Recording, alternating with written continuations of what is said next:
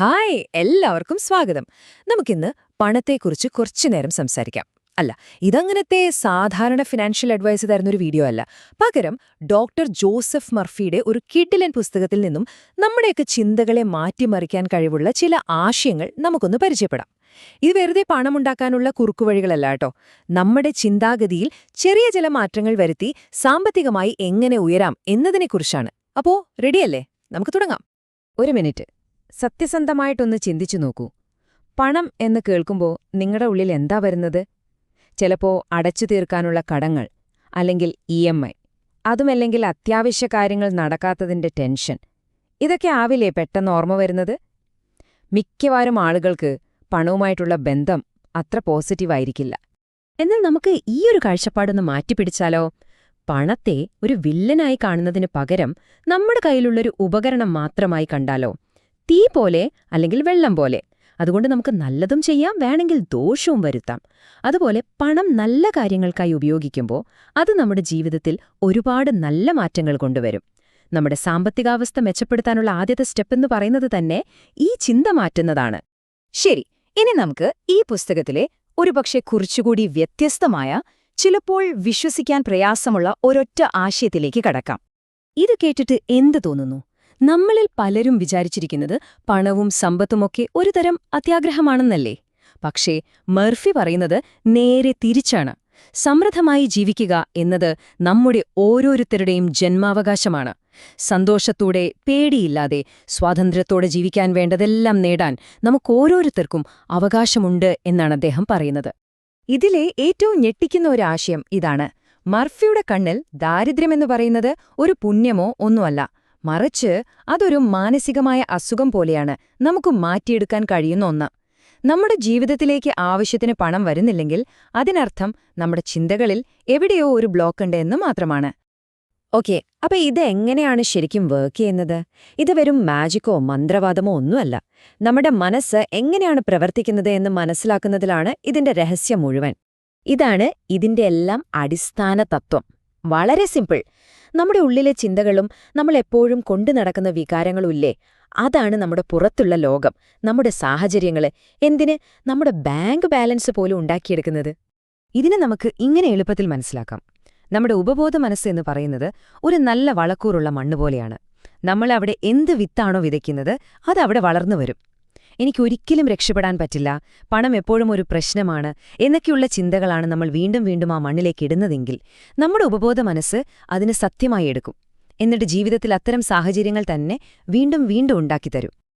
അപ്പോ നമ്മുടെ ചിന്തകൾക്ക് ഇത്രയും ശക്തിയുണ്ടെങ്കിൽ പുതിയൊരു സാമ്പത്തിക യാഥാർത്ഥ്യം ഉണ്ടാക്കിയെടുക്കാൻ നമുക്കുപയോഗിക്കാൻ പറ്റുന്ന ചില പ്രാക്ടിക്കൽ ടൂൾസ് എന്തൊക്കെയാണെന്ന് നോക്കിയാലോ? വിഷ്വലൈസേഷൻ, അഥവാ മനസ്സിൽ കാണുന്നതിന്റെ ശക്തി എത്ര വലുതാണെന്ന് കാണിക്കുന്ന ഒരു ചെറിയ കഥ പറയാം. ഇത് ഡോക്ടർ മർഫി തന്നെ അദ്ദേഹത്തിന്റെ പുസ്തകത്തിൽ പറയുന്ന ഒരു സംഭവകഥയാണ്. ഓസ്ട്രേലിയയിലെ ഒരു പാവപ്പെട്ട പയ്യന്റെ കഥ. ആലോചിച്ചു നോക്കൂ, ആ പയ്യന്റെ സാഹചര്യം വളരെ കഷ്ടമായിരുന്നു. ഒരു ഡോക്ടറുടെ ക്ലിനിക്ക് തൂത്തുതുടക്കിയായിരുന്നു അവന്റെ ജോലി. പക്ഷേ എല്ലാ രാത്രിയിലും ഉറങ്ങാൻ കിടക്കുമ്പോൾ അവൻ ആ ക്ലിനിക്കിലെ ഭിത്തിയിൽ അവന്റെ പേര് വലിയ അക്ഷരത്തിലെഴുതിയ ഒരു മെഡിക്കൽ ഡിപ്ലോമ സർട്ടിഫിക്കറ്റ് മനസ്സിൽ കാണുമായിരുന്നു. വളരെ വ്യക്തമായി എല്ലാ ദിവസവും അവൻ ഇത് ചെയ്തുകൊണ്ടിരുന്നു. അതിന്റെ ഫലം എന്തായെന്നറിയോ?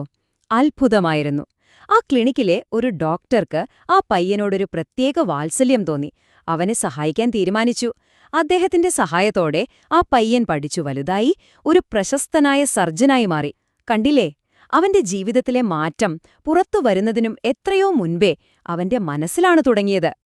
ശരി, ഇവിടെയാണ് മിക്കവർക്കും ഒരു പ്രശ്നം വരുന്നത്. കയ്യിൽ ഒരു രൂപ പോലും ഇല്ലാതിരിക്കുമ്പോൾ ഞാനൊരു കോടീശ്വരനാണ് എന്ന് സ്വയം പറഞ്ഞാൽ നമ്മുടെ ഉള്ളിൽ നിന്ന് തന്നെ ഒരു ചിരി വരും. ആരെയാ നീ പറ്റിക്കുന്നേ എന്ന് നമ്മുടെ യുക്തിയുള്ള മനസ്സ് ചോദിക്കും. ഇത് നമ്മുടെ ഉള്ളിൽ തന്നെ ഒരു വഴക്കിന് കാരണമാകും.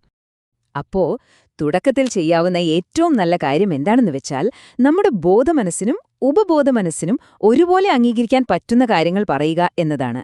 ഞാൻ സമ്പന്നനാണ് എന്ന് പറയുന്നതിന് പകരം ഞാൻ ഓരോ ദിവസവും സാമ്പത്തികമായി മെച്ചപ്പെട്ടു വരുന്നു എന്ന് പറയാം. ഇതിനോട് നമ്മുടെ മനസ്സിന് എതിർക്കാൻ കഴിയില്ല, അല്ലേ? ഇങ്ങനെയുള്ള സ്റ്റേറ്റ്മെന്റ്സ് കൂടുതൽ വേഗത്തിൽ ഫലം തരും. ഇത് വളരെ പവർഫുള്ളായൊരു ഐഡിയയാണ്. നമ്മുടെ ലക്ഷ്യം എന്താണോ അത് കിട്ടിക്കഴിഞ്ഞാൽ നമുക്ക് എന്ത് സന്തോഷമുണ്ടാകുമോ ആ ഒരു ഫീലിംഗ് ഇപ്പോൾ തന്നെ അനുഭവിക്കുക. അതെങ്ങനെ നടക്കും, എവിടെ നിന്ന് പണം വരും എന്നൊക്കെയുള്ള കാര്യങ്ങളെക്കുറിച്ച് തലപുകയ്ക്കേണ്ട ആവശ്യമില്ല. നമ്മുടെ ഉപബോധ മനസ്സ് അതിലേക്കുള്ള വഴി തനിയെ കണ്ടെത്തിക്കോളും. ഡോക്ടർ മർഫിയുടെ സ്വന്തം ജീവിതത്തിൽ നടന്നൊരു സംഭവം കേൾക്കൂ. അദ്ദേഹത്തിന് തന്റെ ഒരു പുസ്തകം ഫ്രഞ്ച് ഭാഷയിൽ പ്രസിദ്ധീകരിക്കണമെന്ന് വലിയ ആഗ്രഹമുണ്ടായിരുന്നു. അദ്ദേഹം അതിനായി ആരെയും വിളിക്കുകയോ കത്തയക്കുകയോ ചെയ്തില്ല. പകരം എല്ലാ രാത്രിയും ആ പുസ്തകത്തിന്റെ ഫ്രഞ്ച് കോപ്പി കയ്യിലിരിക്കുന്നതായും അതിലെ പ്രസാധകന്റെ പേര് വായിക്കുന്നതായും മനസ്സിൽ കണ്ടു. കുറച്ചാഴ്ചകൾ കഴിഞ്ഞപ്പോൾ പാരീസിലെ ഒരു വലിയ പബ്ലിഷിംഗ് കമ്പനി അദ്ദേഹത്തെ അങ്ങോട്ട് കോൺടാക്ട് ചെയ്ത് പുസ്തകം പ്രസിദ്ധീകരിക്കാനുള്ള കരാർ അയച്ചുകൊടുത്തു. അന്തിമഫലം മനസ്സിലുറപ്പിച്ചാൽ വഴികൾ നമ്മൾ പ്രതീക്ഷിക്കാത്ത രീതിയിൽ മുന്നിൽ വരും. ഇനി നമ്മൾ സംസാരിക്കാൻ പോകുന്നത് സമ്പത്തിലേക്കുള്ള വഴിയിലെ ഏറ്റവും വലിയൊരു തടസ്സത്തെക്കുറിച്ചാണ്. അത് മറ്റൊന്നുമല്ല, മറ്റുള്ളവരുടെ വിജയത്തോടുള്ള നമ്മുടെ മനോഭാവമാണ്. ഇത് പ്രപഞ്ചത്തിന്റെ ഒരു ബേസിക് നിയമമാണ്. നമ്മൾ അസൂയപ്പെടുമ്പോൾ അല്ലെങ്കിൽ മറ്റൊരാളുടെ വിജയത്തിൽ ദേഷ്യപ്പെടുമ്പോൾ നമ്മൾ ശരിക്കും നമ്മളെ തന്നെയാണ് മുറിവേൽപ്പിക്കുന്നത്. നമ്മൾ എന്തിനെയാണോ മനസ്സുകൊണ്ട് വെറുക്കുന്നത് അത് നമ്മളിൽ നിന്ന് അകന്നുപോയിക്കൊണ്ടേയിരിക്കും. ഒന്ന് ആലോചിച്ചു നോക്കൂ, നമുക്ക് വേണ്ടത് സമ്പത്തും വിജയവുമാണ്. പക്ഷെ മറ്റൊരാൾക്കത് കിട്ടുമ്പോൾ നമ്മൾ അവരെ കുറ്റം പറയുന്നു. ഇത് നമ്മുടെ ഉപബോധ മനസ്സിന് കൊടുക്കുന്ന ഒരു കൺഫ്യൂസിംഗ് സിഗ്നലാണ്. എനിക്ക് പണം വേണം, പക്ഷെ പണക്കാരെനിക്കിഷ്ടമല്ല എന്നു പറയുന്നത് പോലെയാണിത്. ഇത് നമ്മുടെ വളർച്ചയെ അവിടെ തന്നെ ബ്ലോക്ക് ചെയ്യും. ഇല്ലായ്മയെക്കുറിച്ചുള്ള പേടി എങ്ങനെയാണ് നഷ്ടം വരുത്തുന്നതെന്ന് കാണിക്കുന്ന ഒരു ചെറിയ ഉദാഹരണമുണ്ട്. യുദ്ധസമയത്ത് കാപ്പിക്ക് ക്ഷാമം വരുമെന്ന് പേടിച്ച് ഒരു സ്ത്രീ കിട്ടാവുന്ന കാപ്പിയൊക്കെ വാങ്ങി വീട്ടിൽ സ്റ്റോക്ക് ചെയ്തു. എനിക്ക് കിട്ടാതെ പോകുമോ എന്നുള്ള ഭയമായിരുന്നു അവരുടെ മനസ്സ് നിറയെ. അവിശ്വസനീയം എന്ന് പറയട്ടെ, അതേ രാത്രി കള്ളന്മാർ കയറി ആ കാപ്പിയും മറ്റു വിലപിടിപ്പുള്ള സാധനങ്ങളും മോഷ്ടിച്ചുകൊണ്ടുപോയി. അവരുടെ ഇല്ലായ്മയെക്കുറിച്ചുള്ള ഭയം ഇല്ലായ്മയെ തന്നെ അവരുടെ ജീവിതത്തിലേക്ക് ആകർഷിച്ചു. അപ്പോ ഇതിനെന്താണ് പരിഹാരം? വളരെ ലളിതമാണ്. മറ്റൊരാളുടെ വിജയത്തിൽ, അവരുടെ അഭിവൃദ്ധിയിൽ ആത്മാർത്ഥമായി സന്തോഷിക്കുക. നിങ്ങളുടെ ഒരു സുഹൃത്ത് പുതിയ കാറ് വാങ്ങിയാൽ, സഹപ്രവർത്തകന് പ്രമോഷൻ കിട്ടിയാൽ മനസ്സ് തുറന്നവരെ അഭിനന്ദിക്കുക, അവരെ അനുഗ്രഹിക്കുക. അങ്ങനെ ചെയ്യുമ്പോൾ നിങ്ങൾ പ്രപഞ്ചത്തോട് പറയുകയാണ്, ഇങ്ങനെയുള്ള നല്ല കാര്യങ്ങൾ എനിക്കും ഇഷ്ടമാണ്, ഞാനും ഇതിനെ സ്വാഗതം ചെയ്യുന്നു എന്ന്. അപ്പോൾ അതേ പോസിറ്റീവ് എനർജി നിങ്ങളിലേക്കും ഒഴുകിയെത്താൻ തുടങ്ങും. ഇത് ഡോക്ടർ മർഫി നിർദ്ദേശിക്കുന്ന വളരെ ശക്തമായൊരു ചിന്തയാണ്. ദിവസവും രാവിലെ എഴുന്നേൽക്കുമ്പോൾ ഇത് മനസ്സിൽ പറയുന്നത് വളരെ നല്ലൊരു ശീലമാണ്. നമ്മുടെ കഴിവുകൾ മറ്റുള്ളവർക്ക് നന്മയ്ക്കായി ഉപയോഗിക്കുമ്പോൾ പ്രപഞ്ചം നമുക്ക് അതിന്റെ പ്രതിഫലമായി സമൃദ്ധിയും സന്തോഷവും നൽകും എന്നൊരു വലിയ വിശ്വാസമാണ് ഇതിന്റെ എല്ലാം അടിസ്ഥാനം. അപ്പോ നമ്മളിന്ന് സംസാരിച്ച കാര്യങ്ങളെക്കുറിച്ചൊക്കെ ഒന്ന് ആലോചിച്ചു നോക്കൂ.